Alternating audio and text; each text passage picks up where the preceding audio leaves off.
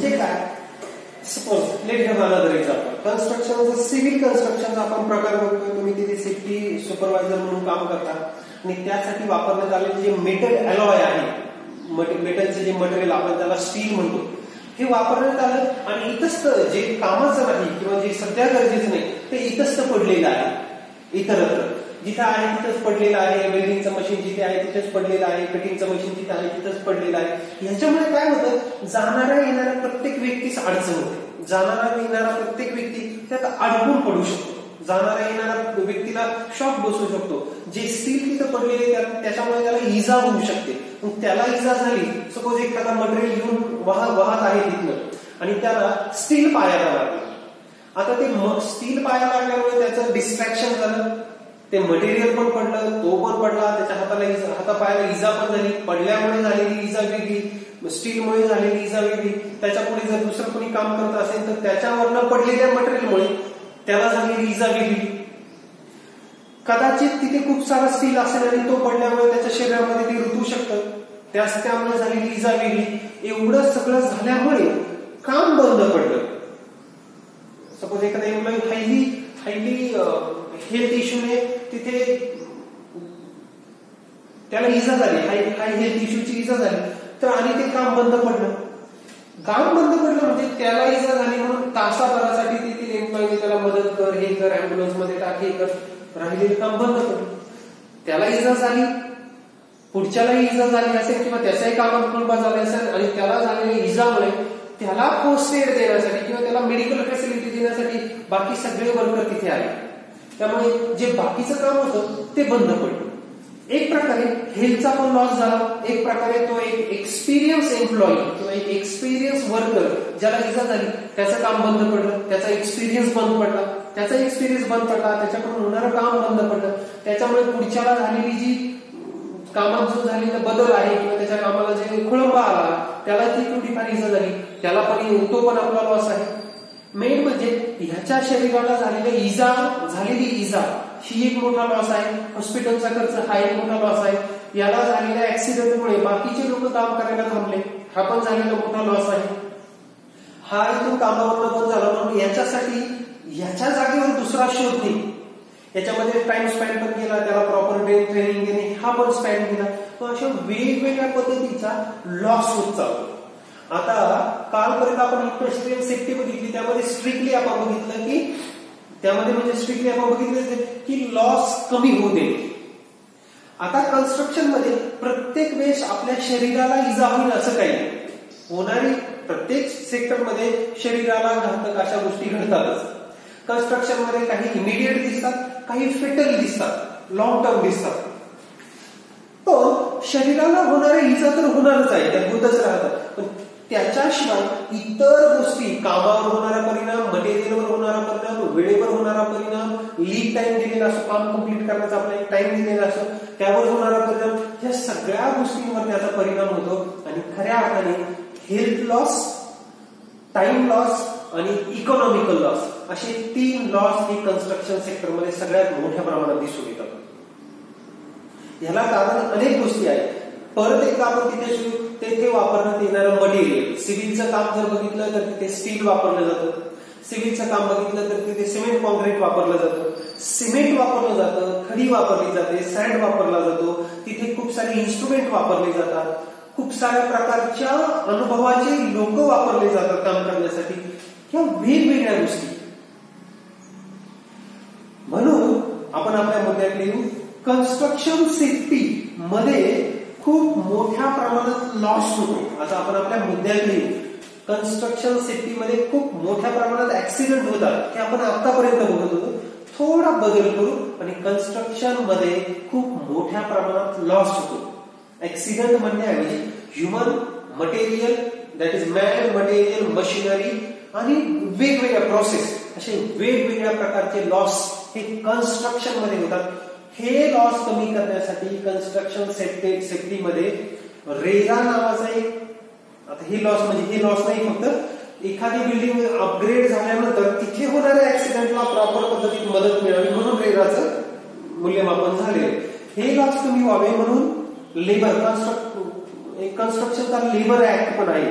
खूप मोठा ऍक्ट आहे. कन्स्ट्रक्शन मध्ये खूप सारे ऍक्ट आहेत, ते पण आपल्याला बघायचे. हे लॉसेस कमी होण्यासाठी सेफ्टीच्या दृष्टीने 48 सालचा कायदा काम करतो. याच्यासाठी कन्स्ट्रक्शन ऍक्ट काम करतो. यासाठी कन्स्ट्रक्शन लेबर ऍक्ट पण काम करतो. असे खूप सारे कायदे आहेत जे आपल्याला त्या पीपलसाठी, त्या लोकांच्या सेफ्टीसाठी, त्याची लॉसच्या रिकव्हरीसाठी, कमीत कमी लॉस होण्यासाठी वेगवेगळ्या कायद्यांचं इम्प्लिमेंटेशन करून आपण तिथे सेफ्टी ही उपयोगात किंवा सेफ्टी ही वापरण्यात बंधनकारक करण्यास मदत करतो, जेणेकरून लॉस कमी होईल आणि जेणेकरून अपघाताचं प्रमाण काय होईल, कमी होईल. म्हणून आपल्याला कन्स्ट्रक्शन सेफ्टी बघायचे, जेणेकरून तिथे होणाऱ्या अनेक कामांसाठी, अनेक कामांमुळे अनेक प्रकारच्या रिस्क तयार होतात. अनेक प्रकारच्या रिस्कमुळे अनेक प्रकारचे अनसेफ ऍक्शन होतात आणि वेगवेगळ्या प्रकारचे अपघात तिथे होतात. तुम्ही लक्ष द्या, तुम्ही पण लक्ष द्या, वेगवेगळ्या प्रकारचे अपघात होतात. म्हणून कन्स्ट्रक्शन सेफ्टी मध्ये सिव्हिल वर्क, मेकॅनिकल वर्क, याशिवाय खूप सारे अपघात बघितले, इलेक्ट्रिकल वर्क, याशिवाय काल आपण बघितले होते कुठले कुठले वर्क आहे सिव्हिल याच्यामध्ये. कन्स्ट्रक्शन मध्ये महत्वाचे आहे सिव्हिल, मेकॅनिकल आणि इलेक्ट्रिकल. या 3 वर्कशी रिलेटेड कॉन्सेप्ट आपल्याला बघायच्या आहे. तर काल आपण बघितलं, आजही आपण बघितलं, कन्स्ट्रक्शन मध्ये खूप जास्त प्रमाणात अपघात होतात. मग कुठल्या कुठल्या सेक्टरमध्ये कन्स्ट्रक्शन होते? काल आपण बघितल्याप्रमाणे सिव्हिल प्रोजेक्ट चालतात कन्स्ट्रक्शनचे, मेकॅनिकल इंडस्ट्रीमध्ये कन्स्ट्रक्शन काम चालतंय, ऑइल गॅस इंडस्ट्रीमध्ये कन्स्ट्रक्शनचं काम चालतंय, पेट्रोलियम रिफायनरीमध्ये कन्स्ट्रक्शनचं काम चालतंय, ऑइल अँड गॅस वेलमध्ये, ऑइल गॅसच्या ज्या विहिरी आहेत तिथे कन्स्ट्रक्शनचं काम चालतंय, तिथे कन्स्ट्रक्शन काम मानलं जातं. हायड्रो इलेक्ट्रिकल जे पॉवर प्लांट आहे, डिझेल पॉवर प्लांट आहे, थर्मल पॉवर प्लांट आहे, इथे केमिकल इंडस्ट्रीमध्ये iron, steel, electrical, textile, instrumental, खूप सारे अशा वेगवेगळ्या ठिकाणी कन्स्ट्रक्शन हे काउंट केलं जातं. हे सगळे कन्स्ट्रक्शनचे वेगवेगळ्या जागा आहेत, साईट आहे, थिंग्स आहेत जिथे कन्स्ट्रक्शन हे वर्कआउट होतं. मग आता सिव्हिल वर्कचा आपण पहिला विचार करू. सिव्हिल मध्ये पहिलं ड्रॉइंग काढलं जातं, मग साईट सर्वे केला, पहिला साईट बघितली जाते, आपल्याला जर बांधकाम करायचं त्याचं ड्रॉइंग काढलं जातं, साईट सर्वे केला जातो, मटेरियल अवेलेबल केलं जातं, रिस्पॉन्सिबिलिटी वाटून दिल्या जातात आणि बिल्डअपचं काम वर्किंग होतं. मग सिव्हिल मध्ये असणारे काही एक्सपेक्टेड हजार्ड काय आहे? पहिलं, hitting existing ground facility. Hitting existing ground facility. आता आपल्याला एखाद्या ठिकाणी बिल्डिंग अप करायची, बिल्डिंग कन्स्ट्रक्शन करायचंय, तर तिथे उकरावं लागेल. पिलिंग ऑपरेशनसाठी, वेगवेगळ्या कामासाठी, पाया घेण्यासाठी आपल्याला तिथे उकरावं लागेल. मग एक्झिस्टिंग ग्राउंड फॅसिलिटी म्हणजे तुमच्या मते काय? एक्झिस्टिंग ग्राउंड फॅसिलिटी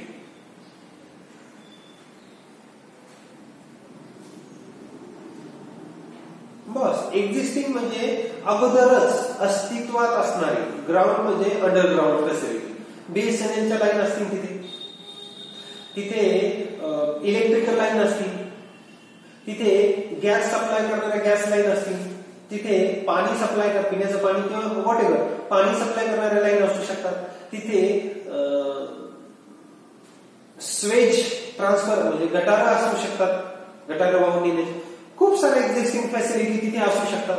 मग कन्स्ट्रक्शन ह्या एक्झिस्टिंग म्हणजे आपल्याला एखादी बिल्डिंग अप करायची किंवा रोडचंही देखील काम करायचं, खाली तुम्ही बघा फोन लाईन असतात, तिथे पाण्याचे सायफॉन असतात, तिथे गॅस लाईन असतात, मोठ्या शहरांमध्ये खाली गॅस लाईन असतात, अशा काही बऱ्याच साऱ्या ठिकाणी गटारं वाहून दिलेले असतात.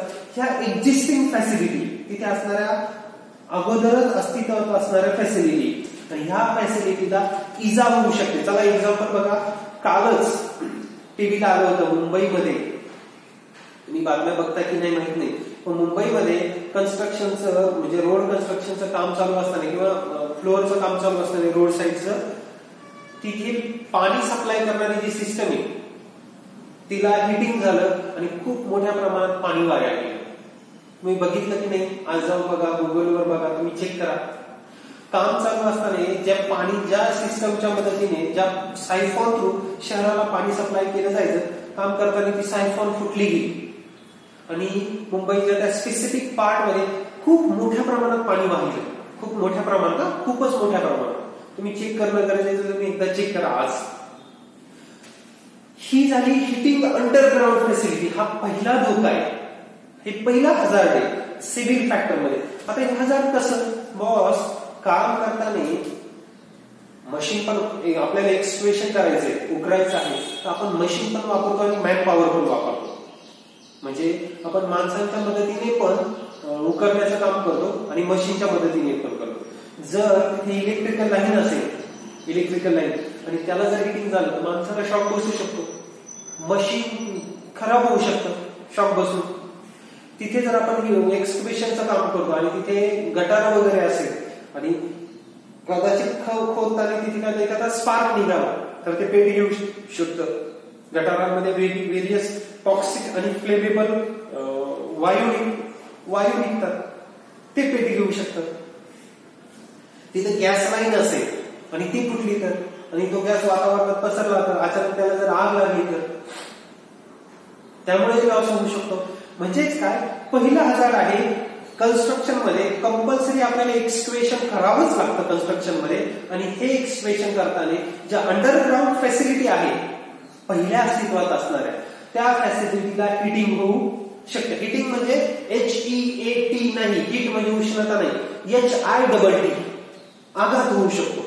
ओके, उकरताना मशीनने किंवा माणसाने आघात होऊ शकतो. दुसरं, फेलिंग ऑफ ऑब्जेक्ट. आता कन्स्ट्रक्शन आलं म्हणजे उकरणं पण आलं आणि हाईटवर काम करणं पण आलं. जर उकरणं आलं तर 3-3.5 फुटाच्या खाली खड्डा गेल्यानंतर वरनं जर काही गोष्ट, एखादं टूल, एखादं इक्विपमेंट, एखादं मशीन, एखादं व्हेकल त्याच्यात जर पडलं तर त्या टूलला किंवा त्या इक्विपमेंटला किंवा त्या मशिनरीला किंवा एखाद्या व्हेकलला तर इजा होईल, पण आतमध्ये काम करणारे जे लोक आहेत त्यांना पण इजा होऊ शकते. म्हणून पहिला हजार्ड आहे कन्स्ट्रक्शन मध्ये की तेथे जी अंडरग्राउंड फॅसिलिटी तिला डॅमेज होऊ शकतं, त्याच्यामुळे धोका तयार होऊ शकतो आपल्याला देखील आणि त्या फॅसिलिटीला आणि सोसायटीला देखील. दुसरं आहे तिथे जे एक्सक्वेशन केलं जातं किंवा जे हाईटवर काम केलं जातं कन्स्ट्रक्शन मध्ये, तिथनं टूल पडू शकतात खाली. एक्सक्वेशन मध्ये खड्ड्यात उकरताना वरच्या माणसाकडनं टूल खालच्या लोकांवर पडू शकतात किंवा खालच्या फॅसिलिटीमध्ये, आणि जे हाईटवर काम करतात त्यांच्याकडनं पण टूल खाली पडू शकतात. तिसरं आहे falling off people from top. आता दोन टॉप आहे बॉस. एक, जमिनीपासून हाईटवर काम करणारे लोक ते टॉपला आहे, आणि जमिनीपासून खाली जे उकरत गेलं ते खाली जी आहे ती हाईट आहे, खालची हाईट डेप्थ म्हणतो आपण त्याला, आणि त्या फ्लोअरवर इथं सरफेसवरनं खाली पडणारे लोक. म्हणून तिसरा हजार्ड आहे टॉप वरनं, कन्स्ट्रक्शन साईटला टॉप वरनं, ज्याला आपण हाईट म्हणू, हाईट वरनं पडणारे लोक. तिसरं आहे फूट अँड हँड इंजुरी. कन्स्ट्रक्शन मध्ये खूप मोठ्या प्रमाणात हातापायाला इंजुरी होते. बरेच कारण आहेत, खूप सारे इक्विपमेंट आहे, खूप सारे इक्विपमेंट बोलू म्हणजे मशिनरी आहे, खूप सारे इक्विपमेंट आहे, खूप सारं मटेरियल आहे. जसं स्टीलमुळे हँड आणि फूटला इंजुरी होऊ शकते, जसं वेल्डिंग, कटिंग, चिपिंगचे जे इक्विपमेंट असतात त्याने हँड किंवा फूटला इंजुरी होऊ शकते. हे तर झालं मशीनशी रिलेटेड. कट पडणे, हाताला कट वगैरे पडणे. याशिवाय तिथे जे कॉन्क्रीट वापरलं जातं, तिथे जे सिमेंट वापरलं जातं, त्यामुळे देखील हाताला डर्मटायटिस सारखे आजार होऊ शकतात. ही दुसरी इंजुरी किंवा ही काही प्रकारची इंजुरी जी हाताला आणि पायाला होते. एखादं हातातलं इक्विपमेंट हातापायावर पडलं, आपल्याच हातातलं आपल्या पायावर पडलं तर त्यामुळे होणाऱ्या इंजुरी वेगळ्या. तिथे केलेल्या छोट्या मोठ्या खड्ड्यांमुळे, ज्याला आपण एक्सक्वेशन म्हणतो, त्यामध्ये पाय पडला, आपला पाय गेला आणि आपण पडलो, पाय मुरगळणे वगैरे, अशा खूप साऱ्या हाताच्या आणि पायाच्या इंजुरी होतात, ते पण हजार्ड आहे. त्यानंतर आईज इफेक्ट. आता आईज इफेक्ट, आईजला म्हणजे डोळ्यावर होणारा परिणाम, हे पण त्यातलं एक हजार्ड आहे. डोळ्यावर होणाऱ्या परिणामाला गोष्टी कोण कोण जबाबदार आहे? ते सिमेंट. जे सिमेंट आपण वापरतो ते सिगरेटच्या धुराच्या पार्टिकल इतकं आणि त्यापेक्षा बारीक पार्टिकल असतो सिमेंटचा. सिगरेटच्या धुराच्या पार्टिकल इतका किंवा त्यापेक्षा बारीक. त्याच्यामुळे आय इंजुरी होऊ शकते किंवा डोळ्याला त्याने इजा होऊ शकते. तिथे वेल्डिंग कटिंगचं काम चाललं त्यामुळे होऊ शकतं. वेल्डिंग कटिंग करताना जे रेस बाहेर पडतात त्यामुळे होऊ शकतं. कटिंग करताना जे बारीक कण बाहेर पडतात ते डोळ्यात जाऊन होऊ शकतात. तिथे जो गॅस बाहेर निघतो वेल्डिंग कटिंग करताना त्यामुळे डोळ्यावर परिणाम होऊ शकतो. खूप सारे प्रकार आहेत. खूप सारे, कधी धुळीमुळे होऊ शकतं, कधी वायूमुळे, कधी तेथील मटेरियलमुळे हे डोळ्यावर परिणाम होतो. हा देखील एक हजार्ड तिथे आहे. त्यानंतर स्लीपिंग अँड फेलिंग. स्लीपिंग गुंतून पडणे, स्लीप होऊन पडणे आणि फेलिंग पडणे, ऍज युजल पडणे, हा पण एक हजार्ड आहे. कोलॅप्स ऑफ सॉइल, उकरल्यानंतर ढासाळणे, सॉइल ढासाळून, माती ढासाळून खाली जाऊ शकते, हा एक हजार्ड आहे. कोलॅप्स ऑफ क्रेन, होस, हेवी अर्थ मुव्हिंग इक्विपमेंट, जे क्रेन उभे केले आपण, जे मोठे मोठे होस्ट उभे केले.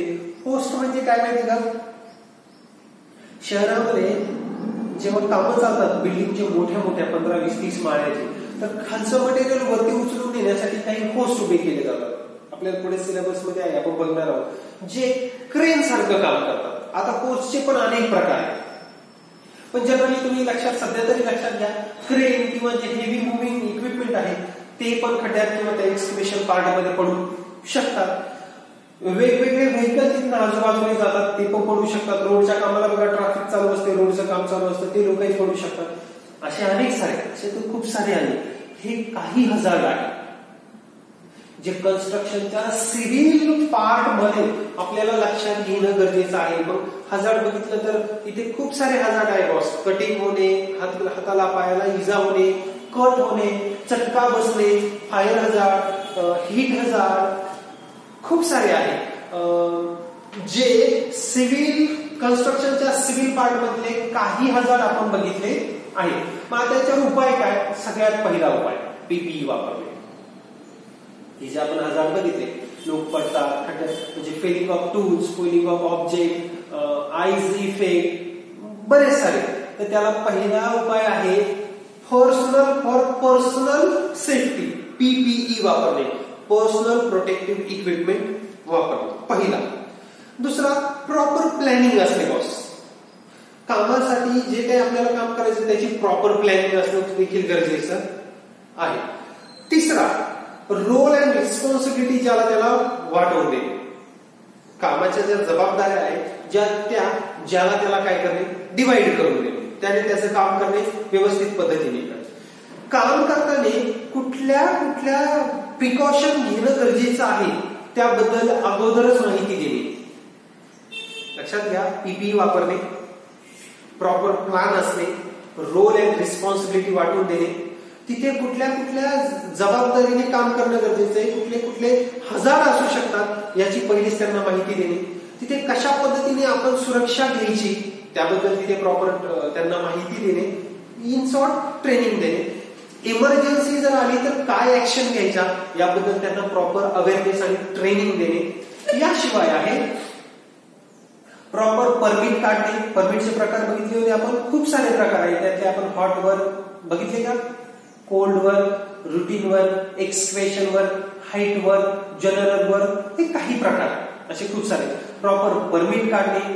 अजून तिथे असणारे जे असणारे छोटे छोटे पिट्स आहेत, छोटे छोटे खड्डे आहेत, एक्सक्वेशन मुळे झालेले जे छोटे मोठे खड्डे आहेत ते प्रॉपरली सिक्युअर्ड करणे, गार्ड करणे किंवा बुजवून घेणे छोट्या मोठ्या याच्यासाठी.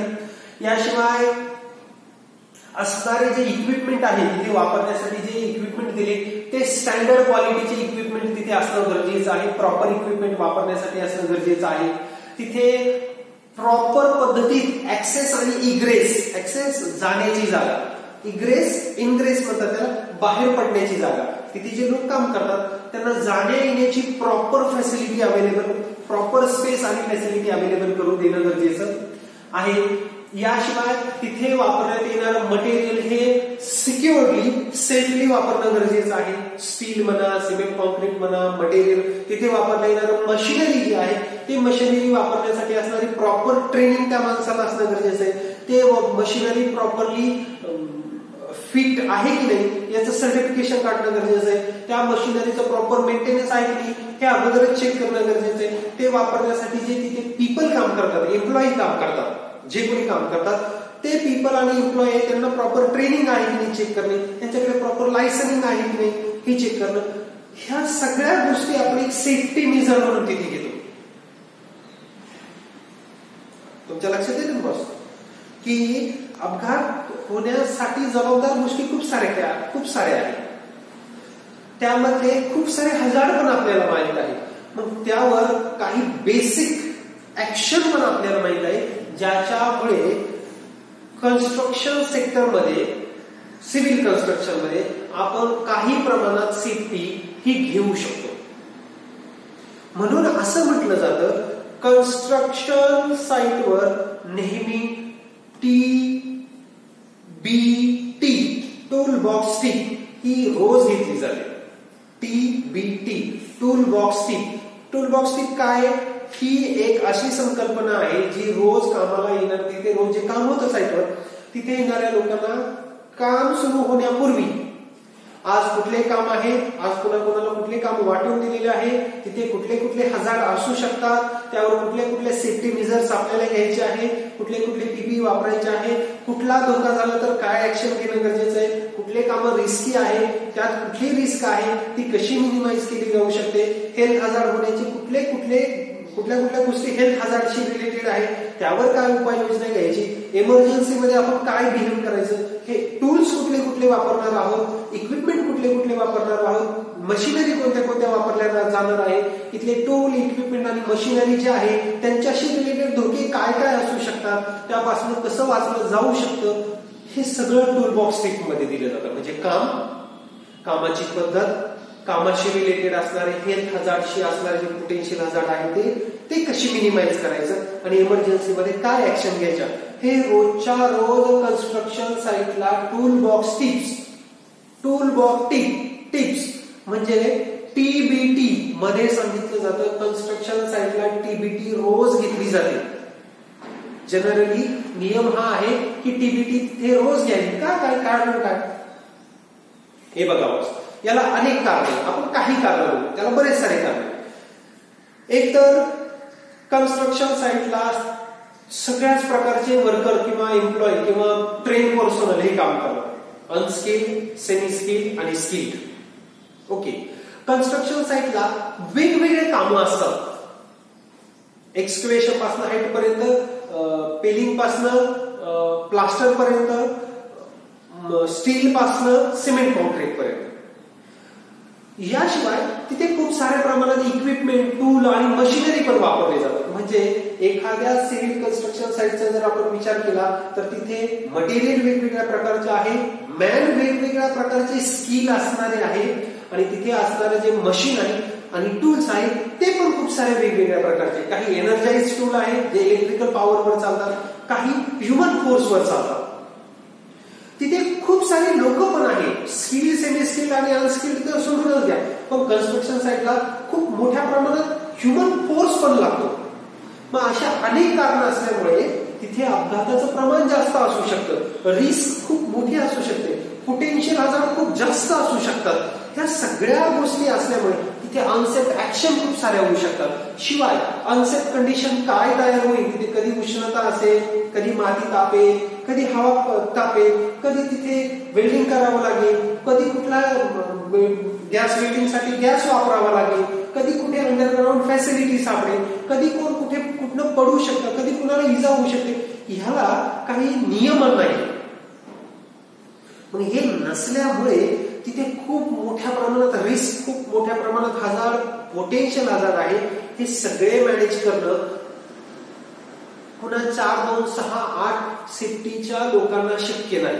म्हणून याचं प्रॉपर अवेअरनेस त्यांना TBT मध्ये तिथे रोज दिलं जातं आणि रोज हे अवेअरनेस दिल्यामुळे किंवा proper TBT tool box tips तिथे टिप घेतल्यामुळे त्या लोकांच्या शरीराला एक नियमन पडून जातं. पीपी वापरण्याचं एक नियमन पडून जातं, व्यवस्थित काम करण्याचं एक नियमन पडून जातं, प्लॅनिंग ते काम करण्याचं एक नियमन पडतं, ज्याला दिलेल्या ज्या रोल आणि रिस्पॉन्सिबिलिटी त्याने त्याच पूर्ण करण्याचं एक नियमन पडून जातं. कोणाला हेल्थ हजार्ड झालं तर त्याला कुठली फर्स्ट एड द्यायची, कुणी द्यायची, ही एक सिस्टमॅटिक प्लॅन मॅनरने वर्किंग प्रोसिजर चालू होते, जी तुम्ही 1 आणि 2 दिवस घेऊन चालणार नाही किंवा होत नाही, त्याला तुम्हाला कंटिन्युटी द्यावी लागते. हा टीबीटीचा तिथे सगळ्यात मोठा फायदा आहे, जो सिव्हिल किंवा सिव्हिल कन्स्ट्रक्शन मध्ये अपघाताचं प्रमाण कमी करतं आणि मॅक्सिमम अमाऊंट मध्ये सेफ्टी इम्प्लिमेंट करण्याचं काम करतं.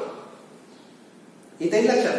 मग तिथे खूप सारे हजार्ड आहेत, तशा खूप साऱ्या पद्धती पण आहेत. त्यातली टीबीटी ही सगळ्यात इफेक्टिव्ह पद्धत आहे कन्स्ट्रक्शन साईटला अपघाताचं प्रमाण कमी करण्यासाठी. मग जसं कन्स्ट्रक्शन आहे तसंच मेकॅनिकल वर्क पण आहे. जसं कन्स्ट्रक्शन आहे तसं मेकॅनिकल पण आहे, जिथे मेकॅनिकल कॉन्सेप्ट. आता मेकॅनिकल म्हणजे काय, परत हेच आपण बघितलं ते टेलिफोनचे मोठे मोठे टॉवर असतात, टेलिफोन लाईनचे मोठे मोठे आपल्याला सिग्नल देण्यासाठी टॉवर असतात. हे कशात बांधलेत बॉस, मेटलमध्ये. मेकॅनिकल इक्विपमेंट तिथे वापरले. अगदी हे जे मोठे मोठे सभागृह असतात ते कशात आहे, स्टील, मटेरियल, पत्रा यामध्ये बनवले. हे सगळे मेकॅनिकल मध्ये काउंट होतात. जनरली मेकॅनिकल वर्क हे क्लास बी ची इंडस्ट्री म्हणून ओळखले जातात.